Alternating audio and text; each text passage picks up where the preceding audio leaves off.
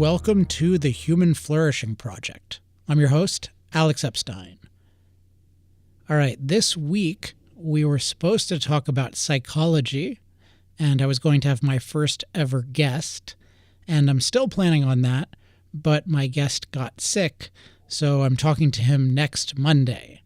And if all goes well, I'll have a really good episode for you on Thursday, or maybe on Friday rather, or maybe I anticipated myself, or maybe I'll even post it on Thursday. But that is unfortunately not happening this week. By the way, for those of you who are new to the show, welcome. This is a show about human flourishing, which is human beings living to their highest potential, which is both a combination of mental success and material success. And on this show, I explore the issue of how do we flourish, and a lot of that then amounts to being the issue of how do we get good knowledge or accurate knowledge about how to flourish, which turns out to be really hard.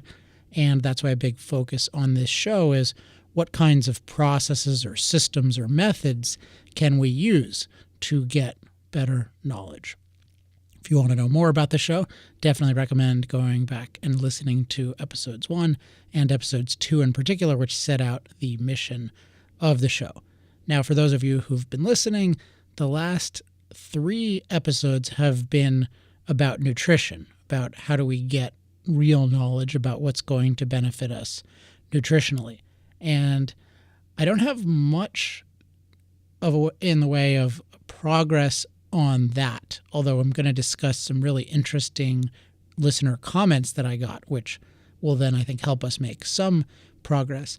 And one reason I didn't make that much progress is that I am working on a project which hopefully will not be secret for very much longer. It currently has to be secret, but what I can say is that the mental bandwidth that I have for thinking about knowledge acquisition systems is being very much exhausted by that other project. And I hope that what I'm figuring out for that other project will help with this Human Flourishing Project show and the broader Human Flourishing Project effort. But for now, it's just leaving me with less time. But one reason I want to have a weekly show is that I want to make progress every week and share some sort of insight every week. So this week, a lot of the insight is going to come from the listener comments. And I should just say, I'm really enjoying the fact that we're getting more and more listener engagement on the Facebook page. So if you haven't checked it out, or even if you have checked it out, make sure to go to facebook.com/Human Flourishing Project, and you'll see some really interesting comments, particularly for the last several episodes, which have been about nutrition. All right, so here are 2 comments. I'm not going to read the whole comments, but I will read big chunks of them, and then if you want the full context, then just go to the Facebook page, episode 15, I believe it was, and then you can see. So here's the first one. This is by Ash Ryan. So he says, quote, "I've been catching up on the podcasts over the past month and have wanted to comment on several of them. So it goes against my usual approach that this initial comment of mine is going to be somewhat critical, and I want to stress up front that by and large, I think the podcast is excellent, and I think that you are typically a very precise and careful thinker and great communicator, Alex." Of course, you can sense a but coming, which is totally okay, and I think what he says is quite interesting and worth addressing, and I think his whole comment is very thoughtful. So continuing, "But this topic is somewhat near and dear to my heart for reasons I'll get into in a moment, and I think there are several problems with the approach taken so far that I'd like to point out, most of them having to do with an underappreciation of the natural variations and variability across many dimensions when it comes to nutrition. But first," and this is what I want to focus on, as Alex, I should say, "but first, the fact that the label you use for one of the schools of thought you discuss is the carnivore or even pure carnivore diet is a misidentification by non-essentials that amounts to a straw man and seems to reveal a pre-existing bias against it on your part. I'm guessing you use this term to try to encompass things like the paleo diet together with a ketogenic diet, but while there are some similarities and occasionally some overlap between them, these are not the same thing and differ in important respects. You can, in fact, eat a vegetarian diet that is ketogenic, which would probably include lots of nuts, some avocado, and other relatively fatty plant-based foods, as well as eggs and some dairy like cheese and heavy cream, and I've known people who have done so. You could even eat a vegan ketogenic diet, though this would be somewhat more difficult. Most advocates I've read of what you're calling a carnivorous diet aren't actually so much pro-meat as they are pro-fat, pro-protein, or even just anti-refined carbohydrate, at least in the skyrocketing amounts contained in the typical Western post-industrial diet over the past century ago, which is historically extremely atypical of human dietary patterns. And then Ash goes on to talk about how he's been eating a ketogenic diet, and he describes this as, quote, having quote, by far the most dramatic and immediate beneficial impact on my health in any other measure I had tried in over a decade of various treatments for chronic Lyme disease, unquote. And then he goes into some of the different benefits that he attributes to this diet. And so the whole thing is worth reading. I want to address the carnivore thing in a minute in connection with another post, which is non-coincidentally by someone who is a pure carnivore. But I want to quote you the end of this, which I found particularly intriguing and, for me, the most actionable thing. He says at the end, and by the way, since you mentioned in this episode that one of the reasons you don't just try it yourself, it being what I'm calling the carnivore diet and what he says probably better called the ketogenic diet, and he says one of the reasons you don't just try it yourself, despite generally being in favor of running such personal experiments, is that it can take a month or two to see the full benefits, so you'd want to have more evidence before committing to it. Let me just mention that you can actually get into ketosis over a weekend just by fasting for a couple days. So this would actually be a pretty easy experiment to run. And I think that is a great point. I think and as soon as I read that, I thought I really like the way he's thinking in terms of how can I do a low-cost experiment to try out something. Now, as the next comment we'll get into, there are a lot of things I can't know by just trying something for a little bit, but certainly with some aspects of what I'm eating, how it impacts the way I feel, certain things that I'm very sensitive to and track a lot, like different energy levels, that really interests me to see, okay, what's the difference between the way I'm eating now and then tracking certain aspects of that and then seeing what happens even if I just fast, which I've never tried. But there is this point that fasting makes your body run in a similar way to what these keto or carnivore diets make them do. And so that's intriguing to me. So I want to talk more about that in a minute, but first I want to read the other post. So this comment is from someone named Ken Landon. And Ken says, I'm quoting part of this, again, recommend that you read the whole thing. I have been conducting a personal quote-unquote experiment. I have been a complete and consistent carnivore for the past 9.5 years. I do not know the long-term effect of this way of eating because, as I mentioned above, and he has some things he talked about above, there is no reliable data upon which to base such a judgment. All I can say in this respect is that I have had all the conventional markers of good health, such as an excellent lipid profile, steady weight, sense of well-being, steady energy, easy digestion, without any fiber, no hunger pains or cravings, among other things. And he continues, I write all that not to convince anyone about my particular way of eating, but just to point out that despite the ongoing benefits that I observe, I still do not have certainty about the long-term effect of being an exclusive carnivore. As such, I am intently following your discussion, just as I have read many articles and research on this topic over the years to see if there is information about the long-term effects. I have read about the experience of a man who was an exclusive carnivore for 50 years, but that N=1 anecdotal theory is not proof, just as my positive experience over the past 9.5 years is not proof. Obviously, each person has to do their own research and reach their own conclusion about the best way of eating. Unless there is definitive information about the long-term effects of any particular way of eating, then each person will be faced with the same dilemma I faced 9.5 years ago and still face today. Based on information that I found convincing enough, I made the very important decision to eat the way I do. However, I've never been able to answer the very important question of the long-term effect. I'll keep searching for the answer, but I suspect that no such information is available. What I do know is that the population of the U.S. has become less healthy ever since the government pushed a particular way of eating. From that, I strongly suspect that a high-carb way of eating that is based primarily on whole grains is not healthy. So the end of that, I'm not 100% sure about. I mean, I think you need more than he says here, but and he's not even claimed to give his whole thought process. But in any case, I think that overall, this post and the post by Ash, or this comment and the comment by Ash, are both very thoughtful, and it's exciting to me to see people who really seem to be trying to find the truth and then doing their own experimentation. But both of these posts I really enjoyed, in part because the people involved really don't seem to have any other agenda besides finding out what works well for them, and as a means to that, finding out, if possible, what works well for human beings in general. So thank you to both Ash and Ken for that. Ken, I don't think he'll mind me saying now, has discussed this a little bit with me privately and told me about some of his experiences, and he is actually one of the main reasons why I've been thinking of this issue in terms of carnivore, because I heard his specific story, and then he referred me to some specific sources where there were these pure carnivores, and those carnivores do claim specific benefits from meat, certain aspects of meat in terms of, even just the fat in meat having unique benefits, and then also the balance of vitamins and minerals that you'll get in meat because of the origin, because of what the animals are consuming.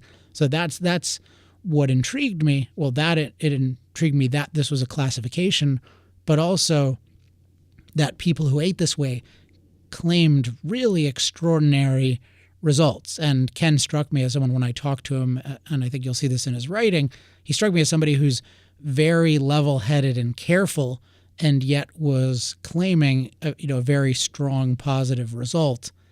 And that's always something that's exciting to me, when I meet somebody who seems very level-headed and not prone to exaggeration, and they matter-of-factly tell me, hey, this has been my experience. I'm not claiming that it's universal, but it has been my experience, so maybe you want to consider that. So for Ash, that's why I've been focused on the carnivore aspect, because that group of people has in particular intrigued me the most with their claimed results. I think there's a website called Zero Carb Zen. I'm pretty sure that's what it is. ZeroCarbZen, I think, .com. And that's just testimonials of people who are eating as carnivores. And it's really interesting to read their anecdotes. And again, I don't count any of this as, this proves something definitively about human behavior in general, but that is a group that intrigues me. And then there's some other resources, including, I think, the leading ultramarathoner in the world, or the record holder, is a carnivore, nearly a pure carnivore, and then attributes a lot of success. So I am very, very excited by approaches that claim to get really outstanding results. And in other aspects of life, I've found such approaches, and it can take a while, and sometimes they're counterintuitive, but sometimes there really just is a good approach that's rare. Now I want to go back to Ash's point about I could test a ketogenic diet, or at least test that state of body by fasting. And I think that is a great idea, but I think, and I'm motivated to do that, although my experience with fasting has not been fun, so I'm not exactly looking forward to that. Maybe I'll have to mentally prepare myself for that. But before I do that, what I want to do is make sure, if I'm doing this as a personal experiment, that I improve my experimentation processes, particularly for something like nutrition. And this raises the question of, what should I be tracking with my current way of eating? And I mentioned last week that right now I eat primarily potatoes, so like a low-fat plant-based diet, but particularly with potatoes as a staple, and that's had a lot of beneficial effects. And you can listen to the last episode to hear the details of how I eat. But the question is, what do I want to make sure I track for a little while on this? and then before I try the other thing, just so I get objectivity. And I really want listener feedback on this, because I'm pretty good at self-experimentation in general, but I haven't been the most diligent at all in terms of monitoring physical things. And so one question I have is, what should I get tested for blood-wise? In terms of, I definitely want to keep tracking feeling-wise. How do I feel with energy levels? How does my energy throughout the day?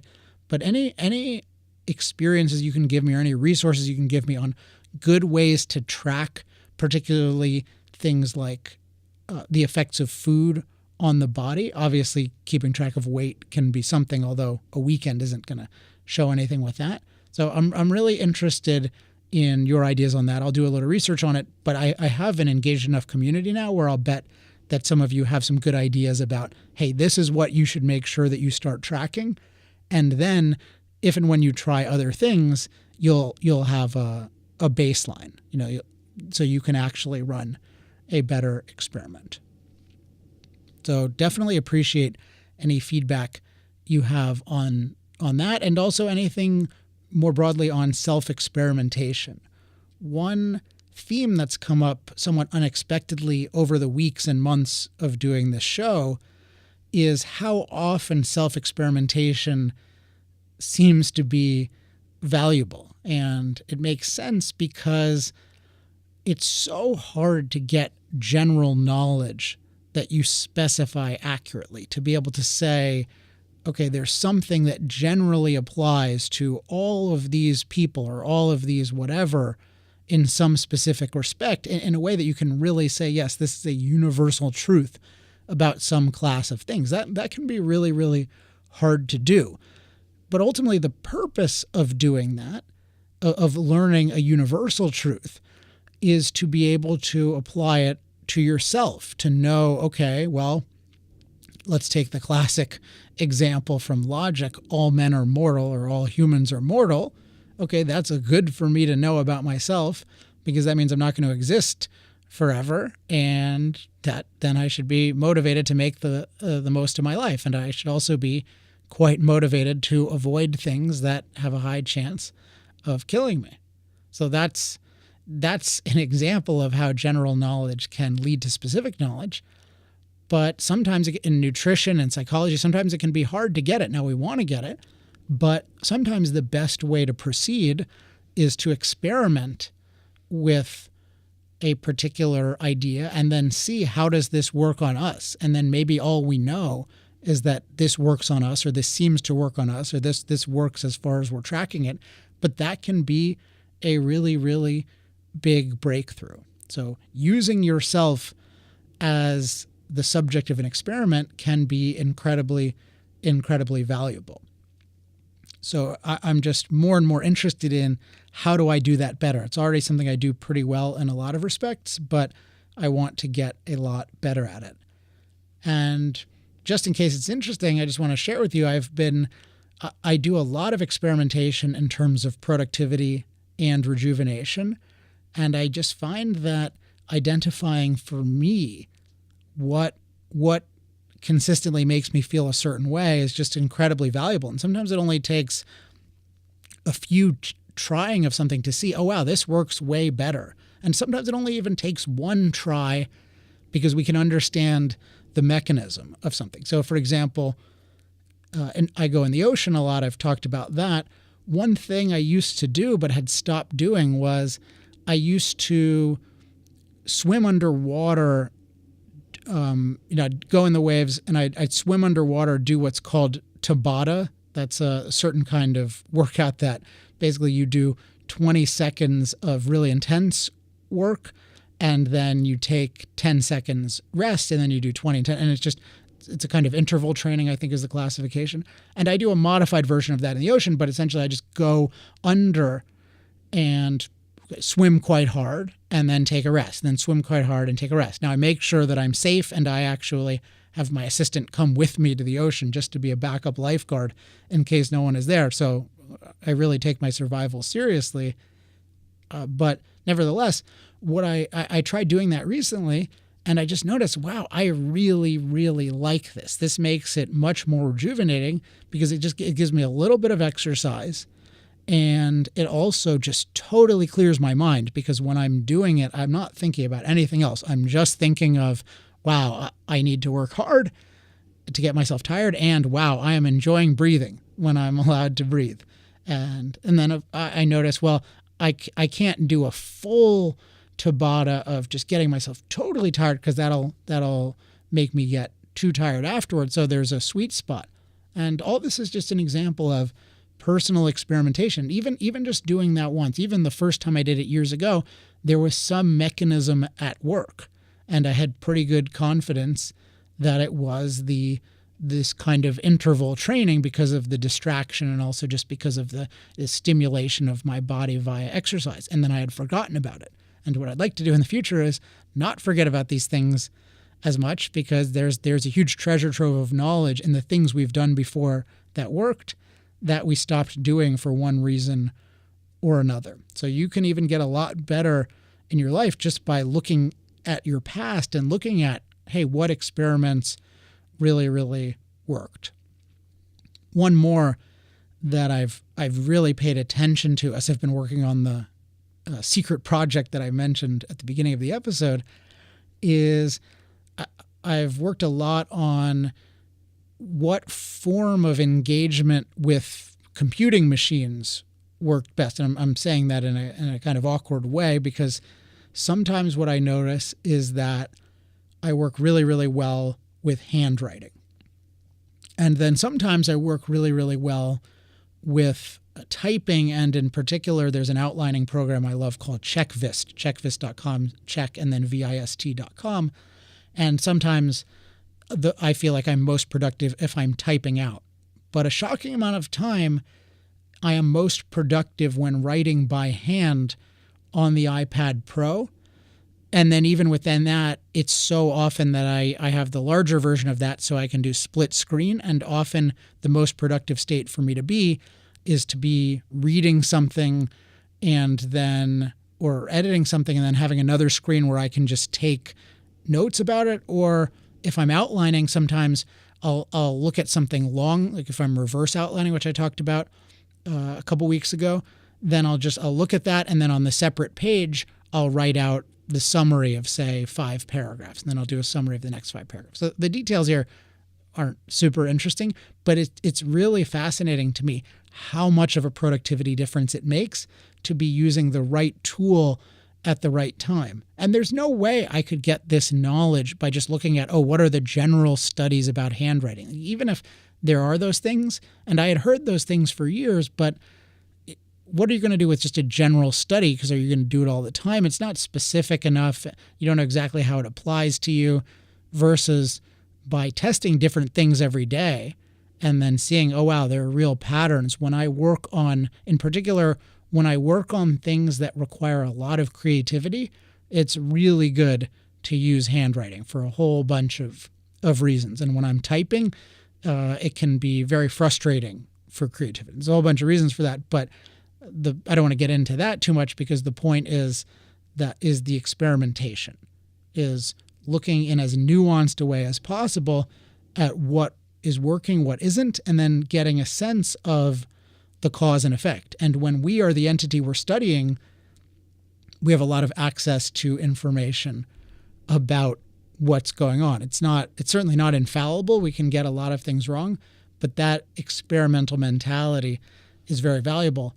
And then the only thing I'll add on top of that is that part of being a personal experimenter is that we have a commitment to using the results of those experiments as a matter of process, as routines in our lives. So if I know, hey, I work really well, I write really well under X set of circumstances, which are, let's say, I write really well when I'm fully rejuvenated, after meditation, particularly early in the day or with a long rejuvenating break in the middle of the day if I want to write later in the day.